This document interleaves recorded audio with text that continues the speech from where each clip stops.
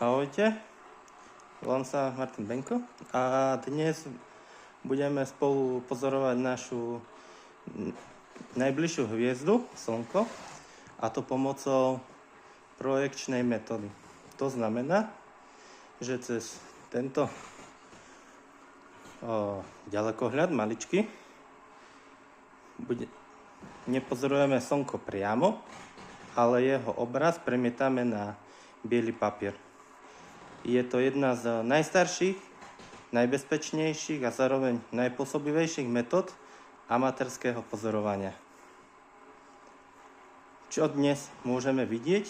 Ukážeme vám slnečný disk, okrajové stemnenie na slnečnom disku, slnečné škvrny a fakulové poľa.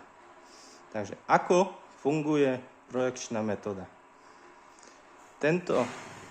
Tu máme veľký ďalekohľad a na ňom máme pripevnený takýto maličký hľadačik. Nikdy sa nepozeráme priamo cez neho, keď je namierené na Slnko, pretože hrozí trvalé poškodenie zraku alebo oslepnutie.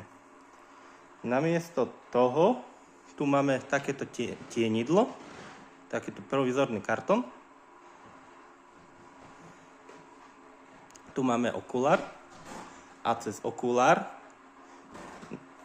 prechádza slnečné svetlo, je to namierené na Slnko. A tu vzadu máme takýto kruh jasný.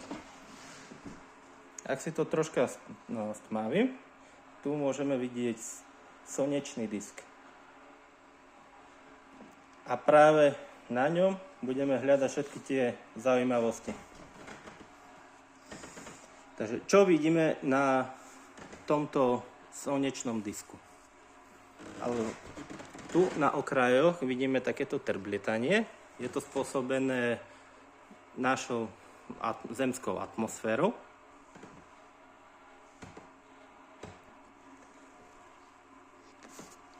A taktiež tu je takéto jasná oblasť a tu smerom ku okraju tá oblasť, ten slnečný disk tmavne.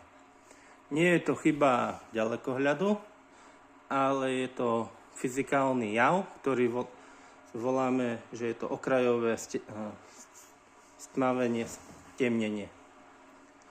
Takzvaný line darkening, ak by ste si to chceli nájsť na internete.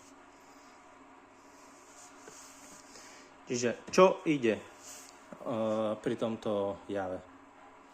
Slnko je guľa. My pozorujeme tu na tomto disku najnižšiu vrstvu atmosféry Slnka, takzvanú fotosféru. Keď sa pozrieme do stredu, pozeráme najhlbšie do najhlbšie vrstvy slnečnej fotosféry, odkiaľ pochádza to svetlo, ktoré prúdi ku nám.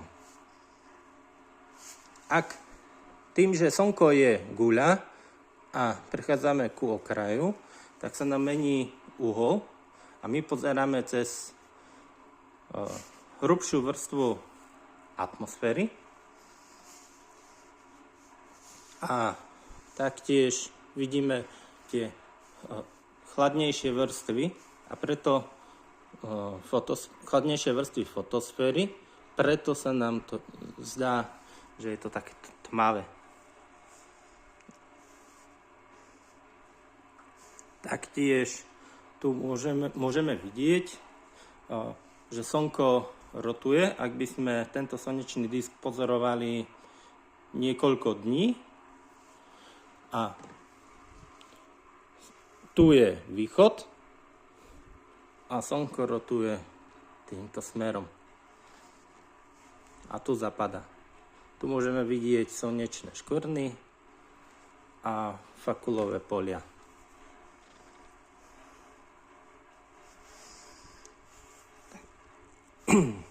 Tieto body, ktoré tu vidíme, sú slnečné škvrny. Ak si to stmavíme, tak tu môžeme vidieť. Taktiež aj tu blízko okraja.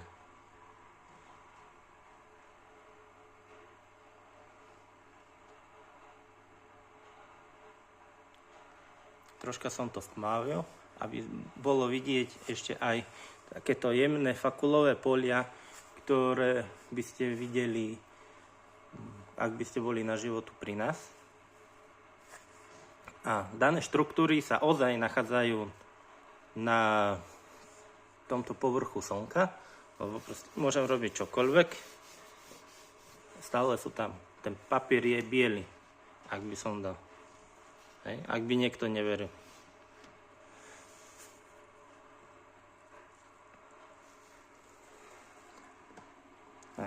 Toto by bolo dnes všetko a na budúce vám ukážem a vysvetlím, čo sú to slnečné škvrny a čo sú to tie fakulové polia a ukážeme si ich pomocou iného ďalekohľadu, a ktorý je jeden z najlepších na svete. A ukážem vám aj, čo sú to tie, akú má štruktúru, čo je za pôvodom týchto slnečných škvrn a tak ďalej a tak ďalej. Takže dnes to bude asi všetko, čo vám chcem o tom povedať. Ahojte.